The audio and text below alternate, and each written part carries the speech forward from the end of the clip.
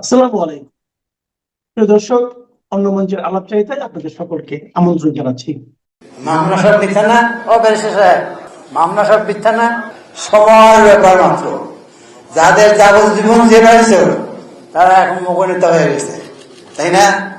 তাহলে মামলা যারা খায় তারা পরবর্তীকালেই দেশ এবং জাতির নেতা হয়, তারা পুনরায় ক্ষমতায় আসেন। তারেক রহমান ফিরে এসেছেন দেশে। ডক্টর মোহাম্মদ ইউনূসের অন্তর্বর্তী সরকার তার ফেরার সকল ব্যবস্থা করে দিয়েছে। আদালতে দেওয়া সাজা মওকুফ থেকে শুরু করে টোল ফ্রি রাস্তা সবই করেছেন ইউনূস মহাজনের সরকার। সবচেয়ে বড় কাজটি করে দিয়েছে সেনাবাহিনী। তারা তারেক রহমানকে গার্ড অফ অনার দিয়েছে। একজন যাবজ্জীবন সাজাপ্রাপ্ত আসামি এবং আত্মস্বীকৃত দুর্নীতিবাজ তারেক রহমানকে যোগ্য সম্মান দিয়ে দেশে ফেরালেন ইউনূস। আর একজন প্রধানমন্ত্রী বা রাষ্ট্রপ্রধান যে নিরাপত্তা পান, সেই লেভেলের নিরাপত্তাও তাকে দেওয়া হচ্ছে। তার মানে ধরেই নেওয়া হচ্ছে যে তারেক রহমান আজকে থেকে দেশের ডিফ্যাক্টো প্রধানমন্ত্রী, এবং তারপর একটি নির্বাচন অনুষ্ঠানের মধ্য দিয়ে কেবল ক্ষমতা হস্তান্তরটাই বাকি। শোনা যাচ্ছে তারেক রহমানকে ফেরাতে সবচেয়ে বড় ভূমিকাটি পালন করেছে প্রতিবেশী ভারত এবং সেখানে নির্বাসিত থাকা আওয়ামী লীগ নেতৃবৃন্দ। কিন্তু তারেক রহমানের ফেরার মধ্য দিয়ে দেশের ভবিষ্যতে একজন প্রধানমন্ত্রীর যুক্ত হওয়া ছাড়াও আরো অনেক কিছুই যে যুক্ত হলো, সেটা নিয়েই আরেকটু আলোচনা করতে চাই আজকে। চলুন আলোচনা শুরু করা যাক।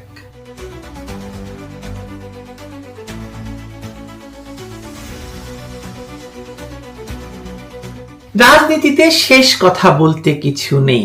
এর চেয়ে বড় কোনো সত্য বাংলাদেশের রাজনীতিতেও নেই।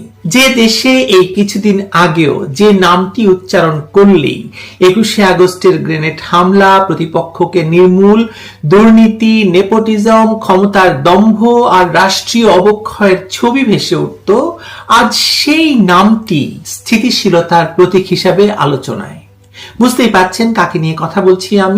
আমি তারেক রহমানের কথাই বলছি। তারেক রহমানকে এই কিছুদিন আগেও দেশের প্রধান দৈনিকগুলো দুর্নীতির বরপুত্র, যাবজ্জীবন কারাদণ্ডপ্রাপ্ত আসামি হিসেবে বিস্তর লিখেছে, বিস্তর সমালোচনা করেছে। কিন্তু আজকে তিনি দেশের ত্রাতার ভূমিকায় অবতীর্ণ। দেশের মানুষ যখন বলা শুরু করেছিল যে আওয়ামী লীগের আমলেই ভালো ছিলাম, তখনই ইউনূস তার জাদুর ঝোলা থেকে তারেক রহমানকে বের করে এনে জাতির সামনে ছুড়ে দিলেন। অথচ ইউনূস ক্ষমতায় বসেছিলেন দুর্নীতি, দুঃশাসন, বৈষম্যের বিরুদ্ধে জিহাদ ঘোষণাকারীদের নিয়ে। 2001 থেকে 2006 দুর্নীতি, দুঃশাসন আর ভয়ঙ্কর প্রতিহিংসার রাজনীতিটি বাংলাদেশে চলেই ছিল তারেক রহমানের হাত ধরে। তাহলে আজকে তাকে ফিরিয়ে আনার এই বিপরীতমুখী বাস্তবতাকে আপনি কিভাবে দেখেন আমি জানি না, কিন্তু আমি এভাবে দেখি যে এটা আসলে ব্যক্তি তারেক রহমানের গুণে নয়, বরং ইউনূস সরকারের রাষ্ট্র পরিচালনায় ব্যর্থতায় তৈরি হওয়া ভয়ঙ্কর শূন্যতার ফলেই তারেক রহমানকে দেশে ফিরিয়ে আনতে ইউনূস বাধ্য হয়েছেন। আর এই শূন্যতার নামকরণই ছিল হয়তো জুলাই চেতনা, যেটি সময়ের সঙ্গে সঙ্গে উন্মোচিত হয়েছে একটি নেগেটিভ ঐক্য হিসাবে, অর্থাৎ আওয়ামী লীগ বিরোধিতা ছাড়া যার আর কোনো দৃশ্যমান নৈতিক ভিত নেই। জুলাই 2024 আন্দোলনের হয়তো বাস্তবতা ছিল, বিশেষ করে আওয়ামী লীগের 17 বছরের শাসন আমলে তৈরি হওয়া ক্ষোভটা তো ছিলই, কিন্তু এই ক্ষোভকে জনমনে না ছড়িয়ে দেশি বিদেশি অস্ত্র, অর্থ আর প্রশিক্ষণের মাধ্যমে জনগণের ভেতর থেকে বেছে বেছে লাশ ফেলে দেওয়া আর ভয়ঙ্কর রক্তপাতটাকে একটি পক্ষ বাস্তব করে তুলেছিল 2024 সালের আগস্ট মাসে ক্ষমতা দখলের মাধ্যমে। কিন্তু ইতিহাস বলে রক্তপাত নিজে নিজে নৈতিক মানদণ্ড তৈরি করতে পারে না, করে না। নৈতিকতা জন্ম নেয় পরবর্তী সিদ্ধান্তে, অথবা তথাকথিত যদি আন্দোলন ধরেন বা গণ অভ্যুত্থান ধরেন, তারপরে যারা ক্ষমতায় বসছে তারা কিভাবে সেটিকে নৈতিকতা দিচ্ছে, কোন মানদণ্ডে তারা বিচার করছে, বিচার কিভাবে চলবে, দায় কিভাবে নির্ধারিত হবে, ক্ষমতার অপব্যবহার হলে তার পরিণতি কি হবে, এই প্রশ্নগুলোর উত্তরেই আন্দোলনের মান নির্ধারিত হয়। জুলাই পরবর্তী বাস্তবতায় দেখা গেল এই প্রশ্নগুলোর কোনো উত্তর তৈরি হয়নি, বরং তৈরি হয়েছে নতুন এক রাজনৈতিক বন্দোবস্ত। আর সেই নতুন রাজনৈতিক বন্দোবস্তের সবচেয়ে সর্বশেষ সংযোজন এই তারেক রহমানের ফিরে আসা, এবং সরকার বাধ্য হয়েই তাকে ফিরিয়ে এনেছে। তারেক রহমানের দেশে ফেরা কেবলমাত্র বিএনপির একজন নেতার বা বিএনপির ভারপ্রাপ্ত চেয়ারপারসনের দেশে ফেরা নয়, কারণ তারেক রহমান ইতিমধ্যে বিএনপির নেতা বেগম খালেদা জিয়া যিনি চেয়ারপারসন, তিনি আসলে বেঁচে আছেন নাকি মারা গেছেন আমরা কেউ জানি না। কিন্তু তারেক রহমানের এই যে ফিরে আসা, এটি যে রাষ্ট্রীয় পক্ষপাতের চূড়ান্ত নজির, তা কি আপনি অস্বীকার করতে পারবেন? একজন সর্বোচ্চ আদালতে দণ্ডিত আসামির ক্ষেত্রে রাষ্ট্র যখন আইন আদালত রায়ের ধারাবাহিকতা অগ্রাহ্য করে রাজনৈতিক সমঝোতায় পথ খুলে দেয় তার ফিরে আসা, তখন সেটি ব্যক্তিগত ঘটনা থাকে না, তাই না? সেটি আসলে নির্দেশ করে যে বিচার আর ন্যায় নয়, ক্ষমতার প্রয়োজনই আসলে শেষ কথা। এখানেই তথাকথিত জুলাই চেতনার ফাঁপা জায়গাটা বা ফুটো কলসিটা আমরা দেখে ফেলি। যদি জুলাই চেতনা সত্যি বৈষম্য বিরোধী হতো, তাহলে প্রথম 2001 থেকে 2006 পর্যন্ত করা সকল অন্যায়ের বিচার না করে কেবল শেখ হাসিনার আমলটাকে বিচারের জন্য বেছে নেওয়া হতো না। আপনারা স্মরণ করতে পারেন যে যখন 2024-এর এই অগাস্টের পরপরই এই যে এখনকার সন্ত্রাসীরা, এনসিপির নেতৃত্বরা প্রায়ই তারেক রহমানকে নিয়ে স্লোগান দিত, তারেক আমার এটা সেটা, এবং তার বিচার করা হবে, তার দুর্নীতির বিচার করা হবে, এগুলো কিন্তু বলেছিল তারা, মনে আছে আপনাদের? এবং 2001 থেকে 6 পর্যন্ত চলা অপারেশন ক্লিন হার্ট থেকে শুরু করে র্যাবের মাধ্যমে সে সময় যে গুম খুনের ঘটনা ঘটেছিল, সেগুলোরও তো বিচার শুরু হওয়ার কথা ছিল, কিন্তু না, সেটা তো হয়নি। শুধুমাত্র আওয়ামী লীগ আমলকেই বেছে নেওয়া হয়েছে এই একচক্ষু বিচারের আওতায়। সবচেয়ে বড় কথা হলো 21শে আগস্টের গ্রেনেড হামলা, মানি লন্ডারিং, দুর্নীতি, এসব মামলায় আদালতের রায় ছিল। সেই রায়কে এক ঝটকায় অকার্যকর করে দেওয়া মানে সত্য প্রতিষ্ঠা নয়, মানে আদালতকে ক্ষমতার অধীন করে ফেলা। ফলে প্রশ্ন উঠছে, এতে কি জুলাই চেতনা ধ্বংস হলো? বাস্তবতা হলো ধ্বংস করার মতো কোনো সুসংহত চেতনা আদৌ ছিল কিনা, সেটাই আসলে মূল প্রশ্ন। বরং বলতে পারেন আপনি যে জুলাই ছিল একটি ট্রানজিশনাল ন্যারেটিভ, ক্ষমতা বদলের জন্য বা ক্ষমতা দখল করে ক্ষমতাকে অন্য মাত্রায় নিয়ে যাওয়ার জন্য একটি সাময়িক ভাষা, যার প্রয়োজন ফুরাতেই সেটাকে পাশে সরিয়ে রাখা হয়েছে বা ছুঁড়ে ফেলে দেওয়া হয়েছে নর্দমায়। যদি শেখ হাসিনার আমলে আদালতের সকল রায়কে পক্ষপাতমূলক আর বাতিল করা যায়, তাহলে এই ইউনূস আমলে দেওয়া সকল রায়ও পক্ষপাতমূলক আর প্রতিহিংসামূলক বলে বাতিল হবে। মানে একদিন তো হতেই হবে, তাই না? এক যাত্রায় দুই ফল তো হতে পারে না। তাহলে এই প্রশ্নটা খুব প্রাসঙ্গিক হয়ে যাবে যে তারেক রহমান ফিরতে পারলে শেখ হাসিনা কেন ফিরতে পারবেন না? যদি যুক্তি হয় রাজনৈতিক প্রতিহিংসা, কথিত ফ্যাসিস্ট আমলের সাজা, পক্ষপাতদুষ্ট বিচার, এসব কারণে তারেক রহমান ফিরে এসেছেন, এটাই যদি আপনার যুক্তি হয়, তাহলে সেই যুক্তি তো একতরফা হতে পারে না। শেখ হাসিনার বিরুদ্ধে থাকা মামলাগুলো একই যুক্তিতে পুনর্বিবেচনার দাবিদার হয়ে পড়বে। আপনি একদিকে বলবেন তারেক রাজনৈতিক নিপীড়নের শিকার, আর অন্যদিকে বলবেন শেখ হাসিনা মানবাধিকার লঙ্ঘনের দায়ে অভিযুক্ত। এই দুই অবস্থান একসাথে টিকতে পারবে না যদি না আপনি স্বীকার করেন যে বিচার নয়, ক্ষমতার হিসাবই এখানে মুখ্য। তার মানে রাষ্ট্র তার নিরপেক্ষ এবং নৈতিক অবস্থান থেকে সিদ্ধান্ত নিচ্ছে না, তাই না? তারেক রহমানকে ফিরিয়ে রাষ্ট্র তার নৈতিক অবস্থান থেকে সরে গেছে, যদি কোনো নৈতিক অবস্থান থেকে থাকে, যদি সেরকম কিছু আদৌ থেকে থাকে আর কি। রাষ্ট্র মানে শুধু সংবিধান নয়, রাষ্ট্র মানে নৈতিক ধারাবাহিকতা। আপনি যদি এক পক্ষের জন্য আইনকে নমনীয় করেন, অন্য পক্ষের জন্য কঠোর রাখেন, তাহলে রাষ্ট্র আর রাষ্ট্র থাকছে না, ক্ষমতার যন্ত্রে পরিণত হচ্ছে। এই অবস্থায় দাঁড়িয়ে আওয়ামী লীগের বিরুদ্ধে দুর্নীতি বা অর্থ পাচারের মামলা যদি আপনি চালিয়ে যান আন্তর্জাতিক পরিসরে, সেটাকে ন্যায় বিচার বলা হবে না, বলা হবে রাজনৈতিক প্রতিশোধ। ইতিমধ্যেই আন্তর্জাতিকভাবে এই সব বলা শুরু হয়েছে। ব্রিটেনের সাংসদরা বলছেন, আমেরিকার কংগ্রেসম্যানরা বলছেন, আর দেশের ভেতরে তো আছেই। আদালত কাগজে চলতে পারে, কিন্তু বিশ্বাসযোগ্যতা থাকে না আদালতের। ইতিমধ্যেই দেশে বিদেশে এই প্রশ্ন উঠতে শুরু করেছে এবং খুব দ্রুত সেটা আরো জোরে সোরে উচ্চারিত হবে। দুঃখজনক সত্য হলো বাংলাদেশে এই বৈষম্যের রাজনীতি আসলে বাস্তবতা। সেটা বঙ্গবন্ধু শেখ মুজিবুর রহমানকে হত্যার পর থেকেই শুরু হয়েছে এবং এখনো ডক্টর মোহাম্মদ ইউনূসের নেতৃত্বের যে সরকার, আপনারা অন্তর্বর্তী সরকার বলেন, তারা সেটি সমানে করে যাচ্ছে। আওয়ামী লীগকে সরিয়ে বারবার বিএনপি জামায়াতকে অনৈতিক সুযোগ করে দেওয়াই হচ্ছে এই বৈষম্যের রাজনীতি। এই মুহূর্তে বাংলাদেশে এই রাজনৈতিক বিচারিতাকে নেতৃত্ব দিচ্ছেন ডক্টর মোহাম্মদ ইউনূস নিজে। আওয়ামী লীগকে ক্ষমতাচ্যুত করে নিজেদেরকে নৈতিক বিকল্প হিসাবে তুলে ধরাই ছিল এই সরকারের মূল রাজনৈতিক পুঁজি, কিন্তু নৈতিকতা কোনো ঘোষণাপত্র নয়, এটি সিদ্ধান্তে প্রতিফলিত হয়।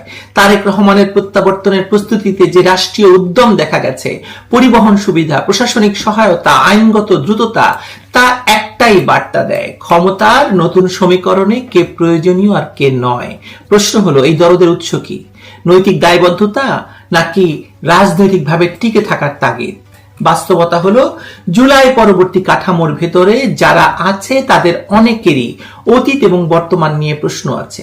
এই প্রশ্নগুলোর মুখোমুখি টিকে থাকতে হলে ক্ষমতার অংশ থাকা জরুরি। রাজনীতিতে এক মাস্টার মাইন্ড আর এক মাস্টার মাইন্ডের প্রয়োজন বোঝে, এই নির্মম বাস্তবতা অস্বীকার করতে পারবেন না আপনি। ফলে তারেক রহমানের প্রতি এই দরদ কেবল ব্যক্তিগত নয়, এটি একটি সেলফ প্রিজার্ভেশন স্ট্র্যাটেজি। একটা ইন্টারেস্টিং সত্য হলো, এটাও হয়তো হতে পারে যে আওয়ামী লীগের ভেতরে যারা লুটপাট, দুর্নীতি, অর্থ পাচারের সঙ্গে যুক্ত ছিলেন, তাদের অনেকের কাছেও তারেক রহমান খারাপ বিকল্প নন হিসেবে বিবেচিত হবে। কেন? কারণ হচ্ছে, এই রাজনীতির পুরনো খেলোয়াড়রা নিয়ম জানেন, ম্যানেজমেন্ট বোঝেন। তারা ভাবছেন যে বিএনপিকে কিছুটা, তাদের যে অর্জিত বিপুল সম্পদ, তার কিছুটা দিয়ে তারা বাংলাদেশে ফিরতে পারবেন। এটা একটা ভাবনা, যদিও আমার কাছে এই বিষয়ে কোনো প্রমাণাদি নেই। ফিরি সেই জুলাই চেতনার কথায়। এই চেতনা যে ভুয়া আর সব দিক থেকেই ফোকলা হয়ে গেছে, তার বলার অপেক্ষা রাখে না। এর ভিত্তিটাই যে আওয়ামী লীগ বিরোধিতা এবং তাতে সকল পক্ষ একজোট, তা তারেক রহমানের নিষ্পাপ হয়ে দেশে ফেরাটা আরো জোরালোভাবে প্রমাণ করে দিল। ডক্টর ইউনূসকে সামনে রেখে জামায়াত বিগত 1 বছর যা করেছে, তা মূলত মুক্তিযুদ্ধকে ধ্বংস করে বাংলাদেশকে একটি জঙ্গি রাষ্ট্রে পরিণত করার চেষ্টা। সেটাকে দেখিয়েই দেশের সুশীল সমাজ নতুন ন্যারেটিভ তৈরি করেছে। সেটা হলো, জামায়াতের চেয়ে বিএনপি ভালো, তাই তারেককে দরকার। এই যে ন্যারেটিভ হঠাৎ জন্ম নেয়নি, এটি বহুদিন ধরে প্রস্তুত করা হয়েছে। উগ্র ডানপন্থার উত্থান, মব রাজত্ব, নারী এবং সংখ্যালঘু নিপীড়ন, সংস্কৃতির উপর আঘাত, এই ভয়ের বিপরীতে একটি কম খারাপ বিকল্প তৈরি করা হচ্ছে। তারেক রহমান সেই বিকল্পের প্রতীক। এটি তারেকের অর্জন নয়, এটি রাষ্ট্রের ব্যর্থতার ফল। তথাকথিত জুলাই চেতনার কবর হয়ে গেল এই প্রত্যাবর্তনের ভেতর দিয়ে। তাহলে জিজ্ঞেস করি আপনাকে, জুলাই চেতনা বলতে আপনি কি বোঝেন? পারলেন না তো বলতে, আমি দেই উত্তরটা। জুলাই চেতনা বলতে এখন আর কিছু নয়, কেবল আওয়ামী লীগ বিরোধিতা আর শেখ হাসিনা বিরোধিতা বোঝায়। সঙ্গে মুক্তিযুদ্ধকে অস্বীকার করা ছাড়া আর কিছুই নেই এই জুলাই চেতনার বলতে। বৈষম্য বিরোধী রাজনীতির কথা বলা হয়েছিল, কিন্তু বৈষম্য প্রথমেই প্রতিষ্ঠিত হয়েছে বিচারে। ন্যায় বিচারের কথা বলা হয়েছিল, কিন্তু ন্যায়কে রাজনৈতিক দর কষাকষির উপকরণে পরিণত করা হয়েছে। নতুন রাজনীতির কথা বলা হয়েছিল, কিন্তু ফিরেছে পুরনো সব খেলোয়াড়রা। তারেক রহমান যে প্রক্রিয়ায় ফিরেছেন, সেই একই প্রক্রিয়ায় যদি শেখ হাসিনাকে দেশে ফেরার সুযোগ না দেওয়া হয়, তাহলে এটি আন্তর্জাতিকভাবেই শেখ হাসিনার বিরুদ্ধে বিচারকে প্রতিশোধমূলক বিচার হিসেবে চিহ্নিত হওয়া শুরু হয়ে গেছে ইতিমধ্যে। সেটি আরো বাড়বে। নির্বাচনের পর সেটি ভয়ঙ্কর আকার ধারণ করবে যদি নির্বাচন হয়। দেশের রাজনীতি যুক্তিতে চলে না, চলে ধান্দায়। এই যে শুরুতে বলেছিলাম শেষ কথা বলে কিছু নেই, সেটা একটা ধান্দাই। এখন এই শেষ কথা এটাই যে এরপর কি তবে শেখ হাসিনা ফিরছেন? তারেকের মতো রাষ্ট্রই তাকে সকল অভিযোগ থেকে মুক্ত করে ফিরিয়ে আনবে? রাষ্ট্রকেই আনতে হবে। যদি রাষ্ট্র না আনে, তাহলে আপনি আরো স্পষ্ট বুঝবেন যে রাষ্ট্র বিএনপি জামায়াতের জন্য একরকম আর আওয়ামী লীগের জন্য আরেক রকম। সুখের কথা কি জানেন? সুখের কথা হলো, রাষ্ট্র দখলকারীরা বিএনপি জামায়াত বান্ধব হলেও দেশের জনগণের গরিষ্ঠ অংশ কিন্তু আওয়ামী লীগকে নিজেদের ত্রাতা মনে করে, যেমনটি তারা মনে করত 1971 সালেও। 1975 সালে যারা বঙ্গবন্ধুকে খুন করেছিল, তারা বিএনপি প্রতিষ্ঠা করেছে, জামায়াতকে ফিরিয়ে এনেছে, কিন্তু দেশের মানুষ আওয়ামী লীগকে ফিরিয়েছে। এটা আপনারা কিন্তু ভুলেন না, এটাই সত্য। এটাই প্রথম বক্তব্যে আওয়ামী লীগের বিরুদ্ধে কোনো কথা নেই। প্রথম কোন বক্তব্যে, কার বক্তব্যে? আপনারা জানেন যে আজকে 25শে ডিসেম্বর বিএনপির ভারপ্রাপ্ত চেয়ারম্যান তারেক রহমান দীর্ঘ প্রায় 1.5 যুগের কাছাকাছি সময় পরে, 17 বছর পরে বাংলাদেশে এসছেন এবং বাংলাদেশে এসে তার দীর্ঘ অপেক্ষার পরে তার একটা বক্তব্য শুনলাম এবং পরেও অনলাইনেও শুনলাম, একাধিকবার বক্তব্যটা শুনেছি। তাতে বেশ কিছু ইতিবাচক বিষয় আমার কাছে চোখে লেগেছে পর্যবেক্ষক হিসেবে, সেগুলো আপনাদের সঙ্গে কথা বলতে চাই। তার আগে দেখি যে তারেক রহমান দেশে ফিরলেন। এই মুহূর্তে যে রাজনৈতিক দলগুলো আছে এর মধ্যে প্রধান 3টি রাজনৈতিক দল, যাদেরকে ডক্টর মোহাম্মদ ইউনূস সদা সর্বদা ডাকেন যে কোনো সংকট পড়লে, বিএনপি, জামাত, এনসিপি। বিএনপির প্রধান নেতা দেশে ফিরলেন, কিন্তু তাকে এয়ারপোর্টে কিংবা 300 ফিটে যে স্থানে তার সংবর্ধনার আয়োজন করা হয়েছিল সেখানেও এনসিপি কিংবা জামাতকে যেতে দেখা যায়নি, তাকে শুভেচ্ছা জানাতে বা স্বাগত জানাতে যেতে দেখা যায়নি। তবে সোশ্যাল মিডিয়ায়, ফেসবুকে জামাতের আমির ডক্টর শফিকুর রহমান তারেক রহমানের আগমনকে সুস্বাগতম জানিয়েছেন। আবার এনসিপির আহ্বায়ক নাহিদ ইসলামও তার দীর্ঘ স্ট্যাটাসে তারেক রহমানের আগমনকে স্বাগতম জানিয়েছেন। শফিকুর রহমান 2 লাইনে স্বাগত জানিয়েছেন। যাই হোক, এটি গেল একটা বিষয়। আরেকটি বিষয় যে তারেক রহমানের যে বক্তব্য শুনলাম, তাতে তিনি বক্তব্যের শুরুর দিকে আমাদের মহান মুক্তিযুদ্ধের কথা বলেছেন।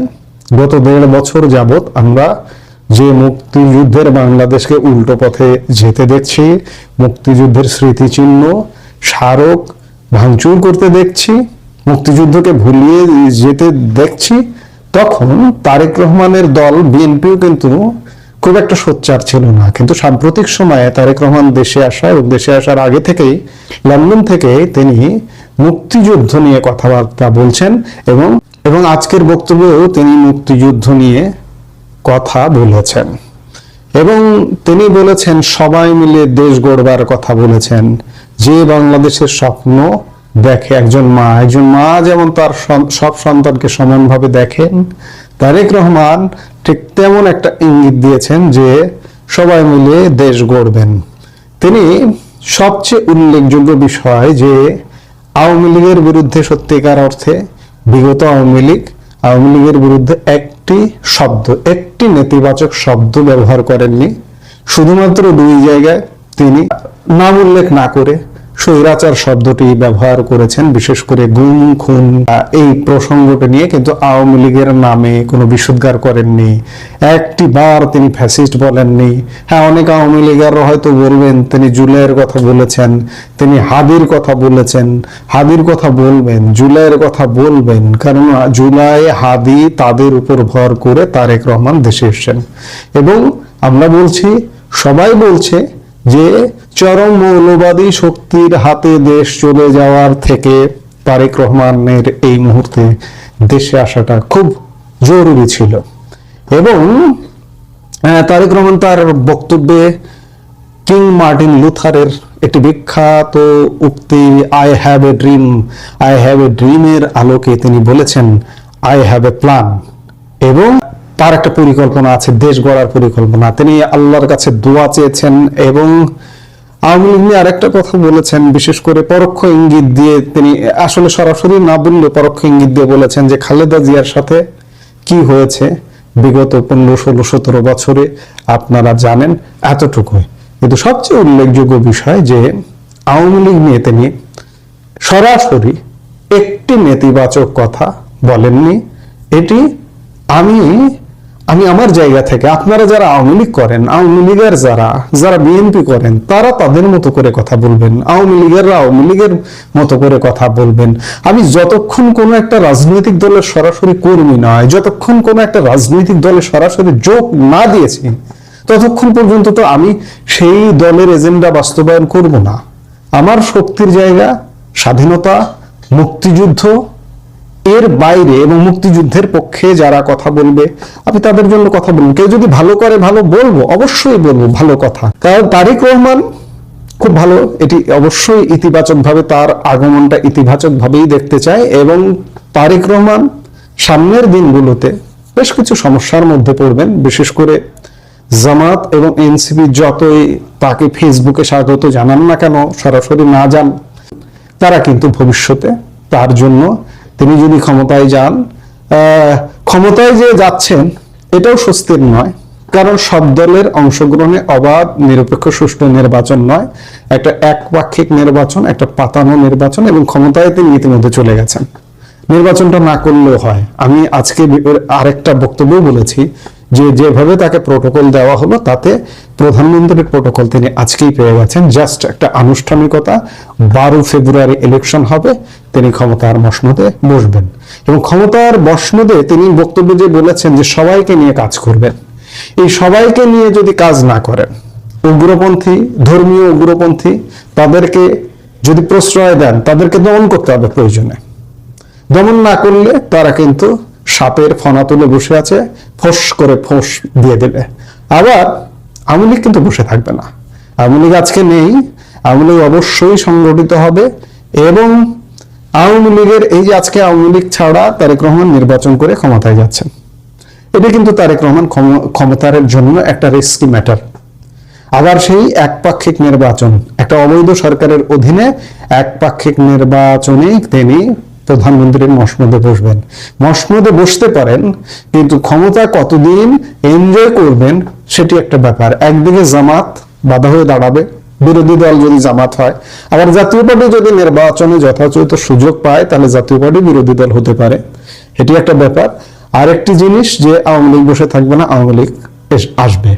তারেক রহমানের উচিত হবে জামাতকে যদি অন্যায় করে দমন করা, মৌলবাদী শক্তিকে অন্যায় করে দমন করা। আবার আওয়ামী লীগের যে রাজনীতি বন্ধ করে রেখেছে অন্তর্বর্তীকালীন সরকার অবৈধভাবে, আপনি একটা পাতানো নির্বাচনে ক্ষমতায় আসুন, কিন্তু আজকে আওয়ামী লীগের বিরুদ্ধে কোনো নেতিবাচক কথা বলেননি। একই সাথে প্রত্যাশা থাকবে যে আওয়ামী লীগের রাজনীতি উন্মুক্ত করতে হবে, ওপেন করতে হবে, নইলে জামাতের ঠেকায় ঠেকে পড়ে যাবেন, আওয়ামী লীগের ঠেকায় ঠেকে যাবেন, নিষিদ্ধ করে রাখুন তারপরেও ঠেকে যাবেন, এবং আন্তর্জাতিক শক্তিও আপনাকে ঠেকিয়ে দেবে। অন্য মেয়াদ তো দূরের কথা, কয়েক মাসের মধ্যে ক্ষমতা থেকে বিদায় হবার প্রস্তুতি নিতে হবে। কাজে আজকে দেশের যে পরিস্থিতি করে দিয়েছে এই অন্তর্বর্তীকালীন সরকার, দেশের 12টা বাজিয়ে দিয়েছে। অর্থনীতি, ব্যবসা বাণিজ্য, শিল্প সব ক্ষেত্রে ধস নামিয়ে দিয়েছে। এই ধস থেকে দেশকে বাঁচাতে হলে, ঐক্যের বাংলাদেশ করতে হলে, এবং সব মানুষকে নিয়ে কাজ করতে হলে, সব মানুষের প্রধানমন্ত্রী হয়ে উঠতে হলে, সব মানুষের, এই কারণে বলছি, আপনি আওয়ামী লীগ সহ 14 দলকে যদি বাদ দেন, আপনাকে 50% মানুষকে বাদ দিয়ে 50% মানুষের মধ্য থেকে নির্বাচন করে ক্ষমতায় আসতে হচ্ছে। এবং এই 50%-এর মধ্যেও কত পার্সেন্ট ভোট কেন্দ্রে যাবে সে ব্যাপারে সন্দেহ আছে। 10 to 50% যেতে পারে। অর্থাৎ একদম সাজানো গোছানো একটা পাতানো নির্বাচনের মাধ্যমে ক্ষমতায় যাচ্ছেন। খুব খেয়াল, নইলে সত্যিকার অর্থে চালাতে তো পারবেনই না, পরিস্থিতি ভিন্ন হবে। আমরা প্রত্যাশা করব যে তারেক রহমান, অতীতের অনেক নেতিবাচক ঘটনা আছে, আপনার নাম ভাঙিয়ে, আপনার দলের নাম ভাঙিয়ে, বিশেষ করে 2001-06 আমলে বাংলাদেশের নেতিবাচক ইতিহাস বাংলাদেশ জানে, বাংলাদেশের মানুষ জানে। বিরোধী মত কিভাবে দমন করেছেন আপনারা, সেটিও বাংলাদেশের মানুষ জানে। এই যে বিশেষ করে আওয়ামী লীগের আমলে আপনারা দমন পীড়নের শিকার হয়েছিলেন কেন? দমন পীড়নটা আপনারা শুরু করেছিলেন। 21শে আগস্ট গ্রেনেড হামলার কথা বারবার চলে আসে, কিংবা ভারত বিরোধী কার্যক্রমের কথা বারবার চলে আসে, জঙ্গিবাদের উত্থানের কথা বারবার চলে আসে। বাংলা ভাই, শায়েক আব্দুর রহমান, কিংবা সারা বাংলাদেশের 500 স্পট বোমা বর্ষণ, এগুলোর কথা বারবার চলে আসে। দুর্নীতিতে অনেকবার চ্যাম্পিয়ন, 5বার চ্যাম্পিয়ন হওয়ার কথা চলে আসে। কাজে ওইসব নেতিবাচক জায়গা থেকে শিক্ষা নিয়ে আপনি একজন সাবেক সেনাপ্রধানের সন্তান, একজন সাবেক প্রেসিডেন্টের সন্তান, একজন সাবেক প্রধানমন্ত্রীর সন্তান, আপনার ব্লাড কিন্তু ভালো হবার কথা, আপনার জাদরের ব্লাড হবার কথা। সেই জায়গা থেকে অতীতের যে নেতিবাচক কর্মকাণ্ডগুলো ছিল, ভুলগুলো ছিল, সেগুলো থেকে শিক্ষা নিয়ে যদি আগামীর বাংলাদেশ ইতিবাচক ধারায় ফেরাতে চান, তাহলে এগুলো নিয়ে পরিষ্কার একটা ধারণা, আন্তর্জাতিক সম্পর্কের জায়গায় ক্লিয়ার থাকতে হবে, বাংলাদেশের মৌলবাদী শক্তি সম্পর্কে ক্লিয়ার থাকতে হবে এবং দমন করতে হবে মৌলবাদ। এই যে আজকে যেভাবে উত্থান হয়েছে সেগুলো দমন করতে হবে এবং সব দলের রাজনীতি ওপেন করতে হবে, আওয়ামী লীগ সহ সব দলের। আপনার বাবার ইতিহাসের কথা মনে রাখুন, আপনার বাবা একজন বীর মুক্তিযোদ্ধা, আমাদের 1971 সালে মহান মুক্তিযুদ্ধের সেক্টর কমান্ডার, এবং আপনার বাবা ক্ষমতায় এসে সব দল উন্মুক্ত করে দিয়েছিল। সেই জায়গা থেকে আপনাকে মুক্তিযুদ্ধ লালন করতে হবে, সেই জায়গা থেকে আপনাকে মুক্তিযুদ্ধের সঠিক ইতিহাস চর্চা করতে হবে, আমার মুক্তির মহানায়ক বঙ্গবন্ধুর অবদানকে স্বীকার করতে হবে।